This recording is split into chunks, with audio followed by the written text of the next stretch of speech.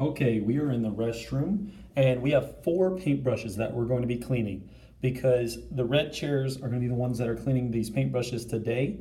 When we clean the paintbrushes, we want to turn on the sink, make sure that there's only one person at the sink. There can be one person at this sink and one person that's at the other sink, but only one person at a sink. Make sure you're not leaning up against the sink so you're going to get on your clothes. And we've got to be very calm so it doesn't splash everywhere. I'm going to turn the sink on and I'm going to paint the bottom of the sink where the water is. You can see how I'm just kind of painting it here. And I can hold all four paintbrushes. I'm not smashing the paintbrushes. I don't want to smash them.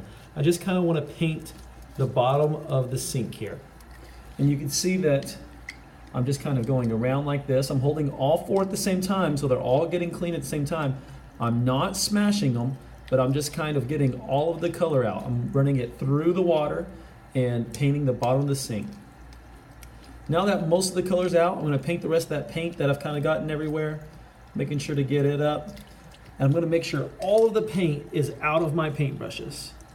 Now that they're all pretty clean, I'm going to take them one at a time. I'm going to hold my hand here and I'm going to paint my hand. And there shouldn't be any color coming out from my paintbrush. Going to make sure to get on the inside of it. Once again, I'm not smashing it. I'm just painting with it and getting it in the water. Now you can see here that it is nice and clean. I'm going to take my two fingers like this and I'm going to squeeze out the extra water. I'm not squeezing really hard and I don't want to pull it really hard because you'll pull the hairs out. I'm just very gently squeezing the water and reshaping it to a nice flat shape.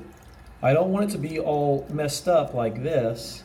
I want it to be a nice flat shape. Remember, I'm not squeezing or pulling it hard. Nice and soft and easy. I can still see that there's some paint in this one, so I'm going to do it a little bit more. Same thing. Squeeze out the extra water. Get it nice and shaped. Finished. Here again. Get out all the extra paint. Squeeze it out. Set it down. Same thing here. Squeeze it out. Oh, I see a little bit of paint right there. I'm going to try to get that out. Okay, and then set it down. Now all four of them are clean. I will get one paper towel. And I will just set them on that paper towel and bring them back into the classroom to dry laying down like this.